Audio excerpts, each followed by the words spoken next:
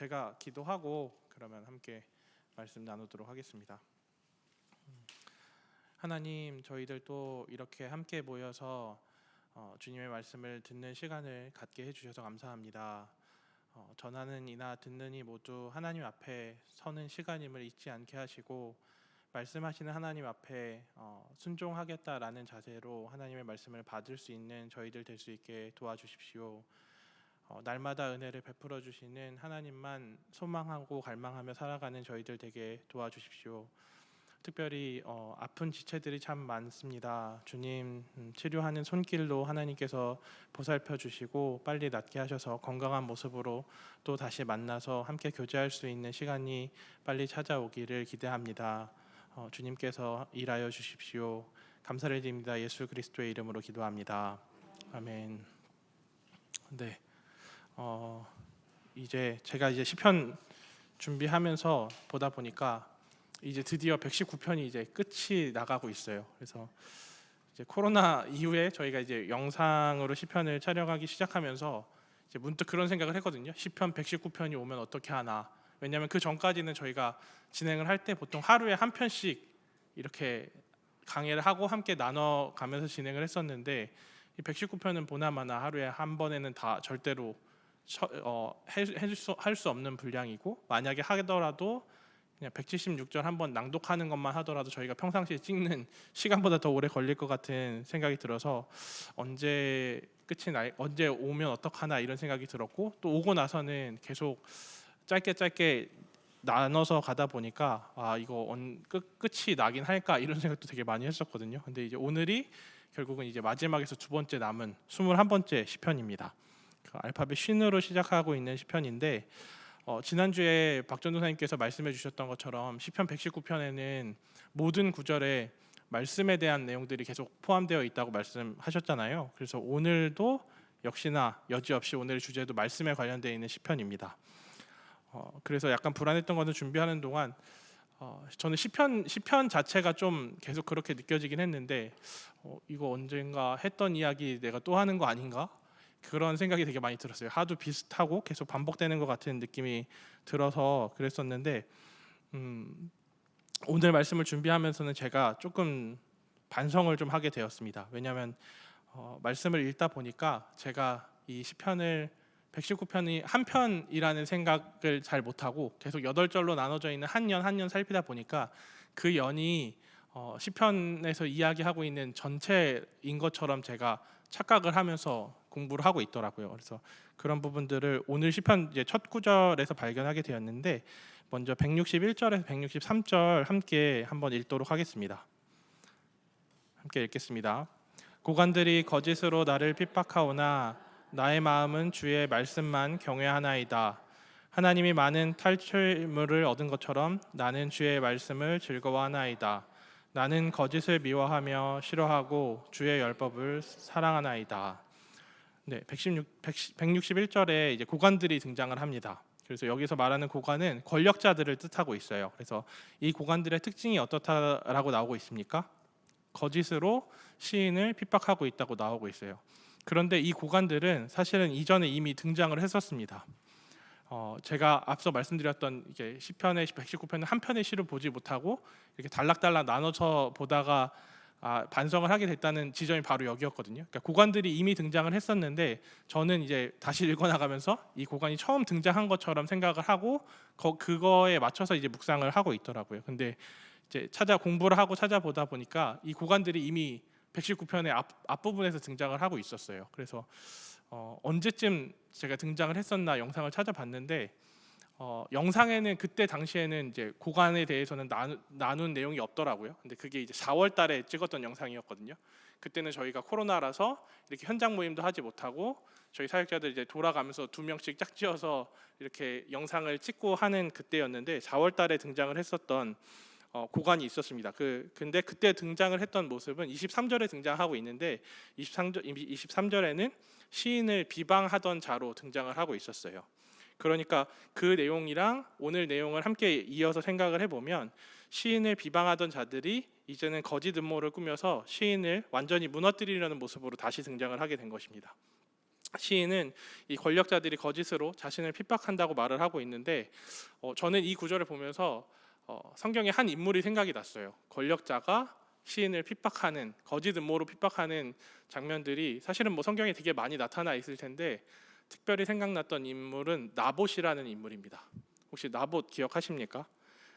네, 포도원. 나봇은 이제 열왕기 상에 등장하는 인물인데, 아합 왕이 다스리던 때에 이제 그 시절에 등장하는 사람이에요. 근데 이 사람이 어떻게 등장을 하냐면, 아합이 하루는 자신의 왕궁을 거닐다가 보니까 사마리아 왕궁 근처에 아주 가까운 곳에 포도원이 있는 거예요. 그게 마음에 들었어요. 왜냐하면 그 포도원이 아합 왕이 자기 것이라면 자기가 근처에 있으니까 거기다 원하는 채소를 심어서 키우고 가꿔서 쉽게 이렇게 수출을 거둘 수 있고 얻는 것을 얻어낼 수 있겠다라는 생각을 한 거죠. 그래서 그 주인을 수소문을 했어요. 이 포도원의 주인이 누구인가 찾아보니까 나봇이라는 사람이 주인이었어요. 그래서 나봇을 아합 왕이 불러냅니다. 그래서 이야기를 하죠. 내 왕궁 근처에 너의 포도원이 있으니까 그걸 나한테 좀 줘라. 네가 이걸 나한테 주면 더 좋은 땅, 더 아름다운 포도원을 내가 너한테 선물을 해주거나, 그게 마음에 들지 않는다면 거기 합당한 값을 쳐줄 테니까 나한테 좀 넘겨라 라고 얘기를 했는데, 이 나봇이 아합 왕한테 가서 이제 그렇게 이야기를 합니다. 이 땅은 조상이 유산으로 나한테 준 거기 때문에 내가 이것을 팔거나 다른 사람한테 주는 행동을 할 수가 없다, 행위를 할 수 없다. 그거는 하나님께서 금지하신 거기 때문에 내가 왕의 명령이라 할지라도 그대로 행할 수가 없다라고 이야기를 하니까, 그 뒤에 이제 아합이 보이는 행동이 되게 웃깁니다. 아합이 삐지고 토라진 것처럼 밥을 먹지 않고 침대에 들어 누워서 이제 단식 투쟁하고 하는 것처럼 이제 투쟁을 하고 있고, 그 모습을 이세벨이 보게 돼요. 그래서 이세벨이 아합 왕한테 가서 왜 이러고 있냐 왕이 이렇게 물어보니까, 아합 왕이 이제 자기가 앞에 겪었던 일들을 다 이야기하니까 이세벨이 이제 걱정하지 말라, 내가 해결해 주겠다라고 이야기를 하거든요. 그리고 나서 이세벨이 택한 방법은 나봇이 살고 있는 마을에다가 편지를, 왕의 이름이 적힌 그 봉인을 한 편지를 보냈어요. 그 편지를 보내서 그 마을의 장로들로 하여금 나봇을 사람들 앞에서 높이 세우게 하고, 높이 세워진 그 시점에 고용된 불량배 두 사람을 불러냅니다. 그래서 그 사람들이 거짓 증언을 하게 만들어서 이 나봇이 죽게 만들어요. 하나님을 저주하고 임금을 저주했다라는 거짓 증언을 하게 만들어서 결국은 이 나봇이 죽게 되어지는 그런 장면들이 성경에 나오고, 그 과정을 통해서 이제 아합 왕은 그 포도원을 차지하게 되는 내용들이 나오고 있는데, 저는 오늘 시편의 이제 시인이 바로 이 나봇과 같은 심정이 아닐까 하는 생각이 들었어요. 자신을 비방하던 권력자들이 이제는 거짓으로 자신을 핍박하고 있다고 고백하는 내용들이 이런 내용이지 않을까 생각되었습니다. 그러니까 어떻게 보면 23절에 이미 등장했던 고관들이 지금 다시 161절에서 등장하고 있다는 것은 어떤 의미에서는 시인은 예감하거나 예상할 수 있었어요. 왜냐하면 벌써부터 등장을 했었고, 그때도 자기를 비방했던 자들이니까 이 사람들로부터 언젠가는 공격이 들어올지 모른다라는 생각을 했을 텐데, 그래서 그런 어떤 불안함이 있다면 보통의 사람들일 경우에는 그거를 방지하고 막기 위해서 노력을 하잖아요. 뭐 예를 들어서 먼저 조치를 취한다거나, 선빵 필승이라고 해서 먼저 공격을 해서 자신의 문제를 해결한다거나, 아니면 그 사람의 계획이 실패하도록 다른 어떤 계획을 세우거나, 그렇게 하는 게 보통인데, 오늘의 시편의 시인은 그런 일반적인 결론으로 다다르지 않고 있습니다. 그는 어려움을 당할수록 더욱 주님의 말씀만 의지하겠다라고 다짐을 하는 모습을 보여요. 주님의 말씀을 경외한다라고 고백을 하고 있어요. 그런데 이 경외한다라는 말 뒤에 이어지는 내용들이 많은 탈취물을 얻은 것처럼이라고 162절에 나오고 있거든요. 근데 이게 전쟁에 대한 심상이에요. 탈취물을 얻는다는 거는, 그러니까 전리품을 취한다라는 것을 뜻하는데, 시인의 고백하는 것들은 이미 자신은 그 위기에서 승리했음을 고백하는 거고, 그 승리를 통해서 얻어낼 수 있는 전리품들을 취할 것을 이야기하고 있는데, 그 전리품이 뭐였냐면 여호와의 말씀을 즐거워함이라고 이야기하고 있습니다. 그러니까 대적들의 행동대로 행하지 않고 얻어내는 것이 승리라고 시인은 인식하고 있었어요. 그래서 그는 거짓을 미워했고 싫어하고 오직 주님의 말씀을 사랑한다고 고백하면서 이 어려움에서 이겨내고 얻어낼 수 있는 것들을 주목하고 있습니다. 그러니까 시인은 어쩌면 앞서 말씀드렸던 것처럼 대적들의 시나리오를 예상하고 있을 수 있었어요. 그런데 그에 상응하는 방법을 택하지 않았습니다. 선제 공격을 한다거나 아니면 반격을 위한 어떤 준비, 보복을 위한 준비를 한다거나 그렇게 하지 않았고 오직 주님의 말씀만을 경외한다고 고백을 했습니다. 이 경외함은 저희들이 잘 알고 있는 것처럼 주님을 두려워하는 마음이 포함되어 있는 건데 그 두려워하는 마음은 결국은 주님이 이 세상의 주인이심을 아는 것이 포함되어 있습니다. 그렇기 때문에 시인은 전적으로 주님의 방법을 의지하겠다는 것을 그 의미를 담고 있는 것이에요. 그 의미는 결국은 그 의미 안에는 또 포함되어 있는 내용은 자신의 수단이나 방법을 포기했다라는 것이 담겨 있는 것입니다. 왜냐하면 자신의 지혜보다 주님의 지혜가 더 뛰어나고 자신의 능력보다 주님의 능력이 훨씬 더 위대하다는 것을 알고 인정할 수밖에 없었기 때문입니다. 그래서 주님을 인정하는 사람들은 자신이 높아질 수가 없는 사람이 되는 게 맞는 모습입니다. 그래서 자신은 한도 끝도 없이 계속 낮아지는 모습으로 자신의 방법이 아니라 하나님의 방법을 찾기 위해서 노력하는 그런 시인의 모습들이 첫 번째 연에 나오고 있어요. 근데 저는 이 연을 묵상하면서 들었던 생각은 아주 시인이 아주 일반적이고 보편적인 방법을 택하지 않잖아요. 그러니까 세상의 이치대로 따져 보면 이 시인이 어떻게 행동했어야 되는지는 사실은 너무 불보듯 뻔한 일인데 그런 방법들을 택하지 않고 있습니다. 결국은 시인은 주님의 말씀을 순종해야겠다, 말씀을 순종하겠다라는 방법을 택했고 그 순종을 통해서 얻어낸 결과 역시도 주님의 말씀을 더욱 즐거워하는 것으로 만족을 하게 되어지는데 시인이 이런 방법을 택하는 모습을 보면서 조금은 다른 느낌이긴 하지만 자기가 가진 수단을 포기하고 하나님께서 원하시는 것을 택하신다는 장면을 떠올려 볼 때 그래서 대적들이 요구하고 대적들이 행하는 방식을 포기하는 그런 모습들을 보면서 저는 이제 그 자크 엘릴이라는 신학자가 했던 말이 생각이 났어요. 그의 저서 하나님이냐 돈이냐라는 책에서 이렇게 이야기하고 있습니다. 돈, 만몬의 권세로부터 해방되는 길은 매매의 법칙이 지배하는 사회를 살고 있으면서도 거저 주시는 하나님의 은혜를 의지하여 거저 주는 삶을 실천하는 길이다라고 말합니다. 그러니까 우리는 이 시대를 살고 있는 우리들은 이 매매의 법칙이 사실은 너무 자연스럽고 익숙한 방법이라고 생각이 되었어요. 그러니까 시인이 어려움을 겪었을 때 태도를 취할 수 있는 방법들이나 우리들이 이 땅에 살아가면서 지혜롭게 산다, 세상 사람들이 이야기하는 지혜롭게 산다는 방법들은 이 매매의 법칙을 아주 자연스럽게 그리고 우리한테 유리하게 잘 이용하는 것이 지혜로운 방법이라고 생각하는데 시인이 그랬던 것처럼 그것과는 정반대의 방법들, 그러니까 하나님께서 원하시는 방법들을 선택하는 것들이 엘릴이라는 신학자가 이야기했던 것처럼 거저주는 은혜의 법칙을 통과시키는 일이 우리가 이 땅에서 행할 수 있는 어떤 세상과 다른 방법으로 살아갈 수 있는 방법이 아닌가 하는 생각이 들었고 그것이 우리 삶에서 실천할 수 있는 주님의 말씀을 경외하는 일이라는 생각이 들었습니다. 그래서 결국은 시인이 고백한 승리와 전리품이 하나님의 말씀이었고 즐거움이었던 것처럼 우리들의 삶에도 그런 즐거움들이 계속해서 있었으면 좋겠다라는 생각을 참 많이 했습니다. 이어지는 164절에서 5절 함께 보겠습니다. 주의 의로운 규례들로 말미암아 내가 하루 7번씩 주를 찬양하나이다. 주의 법을 사랑하는 자에게는 큰 평안이 있으니 그들에게 장애물이 없으리이다. 네, 계속된 시인은 말씀에 대한 반응을 보이고 있습니다. 시인은 주의 규례들로 말미암아 하루 7번씩 주를 찬양하겠다고 다짐을 하고 있어요. 성경에서 저희들이 계속 살펴봤던 것처럼 이 7이라는 숫자는 완전수를 뜻한다고 여러 번 확인을 했잖아요. 그러니까 시인은 여기를 통해 이 부분을 통해서 고백하는 것은 완전한 찬양을 드리겠다라고 다짐을 하고 있는 것입니다. 이 완전한 찬양이 무엇일까요? 시인이 지금 고백하고 있는 완전한 찬양은 앞선 문맥을 토대로 생각해 보면 삶에 어려움이 없어서 그리고 만사가 형통해서 절로 콧노래가 나오게 되어지는 그래서 부를 수 있는 찬양을 뜻하지는 않는다는 것을 너무 잘 알 수 있습니다. 자신을 비방하는 대적이 있고 그 대적들이 자신을 거짓으로 모함을 하고 그리고 자신을 해하려고 하는 사람들이 존재하는데 그 사람들이 권력자예요. 자기보다 훨씬 더 힘을 가지고 있는 자들이기 때문에 실제적으로 얼마든지 자신에게 공격이 들어올 수 있고 치명상을 입힐 수 있는 상황에 처해 있습니다. 이세벨이 나봇에게 했던 것처럼 이 시인도 사실은 속수무책으로 당할 수밖에 없는 상황인데, 그런 상황 중에 찬양을, 완전한 찬양을 드리겠다라고 다짐을 하고 있는 것입니다.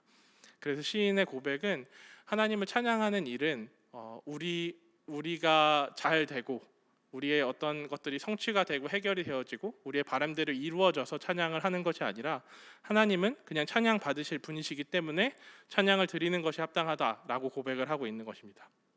인생이 잘 풀리지 않아도, 원함이 성취되지 못해도, 간절히 바라는 그 일이 이루어지지 않아도 찬양할 수 있는 것이 완전한 찬양이라고 시인은 고백하고 있는 것입니다. 그렇게 고백할 수 있는 이유는 이 모든 상황이 하나님께서 자신에게 허락하신 상황이고, 그리고 그 길이 가장 좋은 길이라는 것을 인정하고 고백하는 찬양의 고백이라고 생각이 됐어요. 그래서 저는 이 완전한 찬양이라는 부분을 묵상하면서 저랑 아주 가까이 지내는 이제 한 형님의 일화가 생각이 났거든요. 그래서 지금은 좀 거리상으로 많이 떨어져 있어서 자주 연락을 하고 지내지는 못하는데, 대전에 살고 계시는 형님인데, 저랑 이전에 같이 신앙생활을 했었고 한동안 같이 이제 지내면서 살기도 했었는데, 형님이 이제 아침에 출근하는 길에 오토바이를 타고 출퇴근을 했었어요. 근데 신호 대기를 기다리고 있다가 신호가 바뀌어서 초록불이 들어오고, 그리고 이제 출발을 했죠. 근데 평상시에는 항상 오토바이가 위험하다는 것을 너무 잘 알고 있으니까 형이 항상 좌우를 다 살피고, 혹시라도 꼬리 물기 하는 차가 있으면 큰일 나니까 살피고 갔는데, 그날따라 아무 생각 없이 이렇게 악셀을 당기고 출발을 했다고 하더라고요. 근데 하필이면 그날 되게 큰 사거리였는데, 한 왕복 8차선 정도 되는 사거리에서 가는데 이제 신호가 끊기고 꼬리 물기 하는 차량이 달려오고 있었던 거예요. 그래서 형은 출발을 했고 차가 여기 와서 이렇게 부딪혔는데, 이렇게 부딪혀서 이제 보통은 오토바이가 이렇게 차 과속하는 차량에 부딪히면 사람이 날아가거든요. 그래서 날아갔는데, 그래서 보통은 그렇게 되면 되게 크게 다친대요. 왜냐하면 사람이 충돌하고 날아가서 그 힘을 받아서 떼굴떼굴 구르면서 목이나 허리를 많이 다친다고 하는데, 다행히 어렸을 때부터 합기도를 늘 해오고 있어서 무의식 중에 납법을 쳤대요, 거기에서. 그래서 사고 현장에 가서 봤는데, 형이 겨울이었는데 패딩을 입었는데 이쪽 면만 이렇게 쫙 쓸려 있는 게 보이는 거예요. 그러니까 다행히 납법을 제대로 쳐서 부르지 않고 목이나 허리를 안 다쳤는데, 문제는 뭐냐면 사고 부위가 있잖아요. 오토바이는 노출이 돼 있고, 그러니까 다리가 이렇게 있는데 차체랑 오토바이 차 사이에 꼈던 다리가 문제가 돼서 결국은 발의 일부를 절단을 했어야 됐거든요. 그래서 발의 일부를 절단해내고 되게 힘든 이제 병원 생활을 오랫동안 지냈는데, 병원 생활하면서도 이제 같이 지냈는데 되게 우여곡절이 많았는데, 어찌 됐건 시간이 지나서 긴 투병 생활 끝에 형이 그런 고백을 했습니다. 이제 자신의 다리가 절단되어졌고 의족을 해야 되는 상황이 됐는데, 병원 생활을 하면서 자기가 이 병원 생활을 통틀어서 정리를 해본 묵상을 스스로 해봤다고 하면서 했던 이야기가, 자신에게는 참 안타깝게 사고가 일어났지만, 그리고 그로 인해서 나는 내 몸의 일부를 잃었지만 이 과정을 통해서 분명히 얻게 된 게 있다라고 이야기를 하더라고요. 그 얻게 된 것이라는 것은 예수님의 십자가의 고통이 자신에게는 다른 사람보다는 조금 더 짙게 새겨진 계기가 되었다. 그래서 남들보다는 예수님을 조금 더 명확하고 분명하게 알 수 있는 경험이 되었다라고 이야기를 하더라고요. 그래서 저는 이 형님의 고백을 보면서 이 고백이 지금 오늘 시편의 저자가 이야기하고 있는 완전한 찬양이라는 생각이 참 많이 들었어요. 가장 깊은 어둠 속에서도 주님의 눈에는 우리가 보이고, 그 찬양의 고백처럼 자신의 몸의 일부를 잃었지만 그 어두움 속에서 빛 대신 예수님을 더욱 알게 되었다는, 그리스도를 아는 지식을 더욱 얻게 되었다는 고백이 지금 오늘 시인이 이야기하고 있는 찬양의 진짜 고백이 아닌가 하는 생각이 들었습니다. 이 형님도 그랬던 것처럼 큰 사고를 당했음에도 평안할 수 있었던 이유가 바로 시편의 저자가 이야기하고 있는 주의 법을 사랑하기 때문이었습니다. 찬양할 조건이 성립되어서 찬양한 것도 아니고, 도저히 찬양할 수 없는 그 상황에서 찬양한 것, 그리고 평안할 수 없는 상황에서 평안할 수 있었던 이유가 바로 말씀 때문이라고 시인도 고백하고 있고, 그리고 예수를 믿는 이 신자도 고백하고 있다는 생각이 들었습니다. 마지막으로 166절에서 168절 함께 보도록 하겠습니다. 여호와여, 내가 주의 구원을 바라며 주의 계명들을 행하였나이다. 내 영혼이 주의 증거들을 지켜 싸우며 내가 이를 지극히 사랑하나이다. 내가 주의 법도들과 증거들을 지켜 싸우니 나의 모든 행위가 주 앞에 있음이니이다. 시인은 주의 구원을 바라고 주의 계명을 행했고 또한 그 증거들을 사랑하기에 지켰다라고 고백을 하고 있습니다. 앞서 살펴봤던 주님을 사랑하기 때문에 얻을 수 있었던 전리품들과 완전한 찬양에 대한 이야기를 지금 이렇게 정리를 하고 있어요. 그는 바라고 지켰다라고 고백을 하고 있습니다. 주의 구원을 바랬고 그리고 주의 말씀을 지켰습니다. 그리고 결국은 그 일의 결국은 자신의 모든 행위가 주님 앞에 있음을 말하고 있습니다. 제가 이제 학부 때 전공을 상담을 했잖아요. 그래서 상담을 표현을 할 때 되게 많이 설명을 할 때 자주 사용되어지는 표현 중에 하나가 상담을 직소 퍼즐에 비유하기도 하거든요. 그러니까 직소 퍼즐 다 아시죠? 예전에 김 목사님께서 가족들이랑 함께 하시겠다고 이렇게 명화 같은 거 이렇게 조각조각 나눠져 있는 거 시도했다가 목사님은 뭐 한 5개 집었다가 이제 그만두셨고 결국은 이제 사모님만 끝까지 하셨다고 얘기하셨던 그 직소 퍼즐 있잖아요. 그러니까 전체 그림이 있고 그것들이 이제 다 각 조각조각들로 나눠져 있어서 그 조각들 나눠져 있는 조각들을 원래대로 찾아가게 되면 한 가지의 그림이 완성되는 것을 완성되는 것이 퍼즐의 목적인데 상담사들은 내담자들과의 여러 관계, 여러 장면을 통해서 그런 퍼즐의 조각들을 찾아낸다고 이야기하거든요. 뭐 표준화된 검사지를 통해서 그리고 또 그 사람의 개인 그냥 기본 정보를 통해서 그리고 같이 그걸 토대로 해서 상담하는 과정을 통해서 하나하나 의미 있는 단서의 조각들을 찾아내고 그 단서의 조각들을 찾아내서 잘 배치해서 원하는 자리 그리고 올바른 자리에 잘 배치돼서 내담자가 제대로 이해하지 못하는 그림을 완성시켜 주도록 도와주는 일들이 상담이다라고 이야기를 합니다. 그래서 그 그림을 완성해 가는 과정이 사실은 되게 또 중요한 이유는 그림이 완성이 되잖아요. 명확하게 이제 어떤 그림인지 안다 하더라도 그게 사실은 내담자에게 있어서 결정적인 답이 아닐 수도 있다고도 보거든요. 왜냐하면 그건 어디까지나 전경인 거예요. 우리들 눈에 비춰지는 전경이고 그 그림 뒤에 또 배경이 있을 수 있기 때문에 그 배경을 또 살펴가게 되어지는 그런 과정들을 거치게 되는데 그래서 상담에서 이제 그런 과정들을 찾아가는 거에 있어서 제일 중요한 포인트로 잡는 게 내담자의 진짜 원함 리얼 원트에 대해서 많이 이야기를 하거든요. 이 사람이 진짜 원하는 게 무엇인지를 함께 찾아가고 그걸 찾아내는 과정을 통해서 내담자의 문제를 해결해 가는 것들을 이야기합니다. 그래서 이 리얼 원트를 제대로 파악하지 못하면 상담이 많이 산으로 가기도 하고 전혀 잘못된 방향의 솔루션이 제공되기도 하고 또 어떤 의미에서 완전히 잘못되게 되면 더 큰 문제를 일으키게 되어지는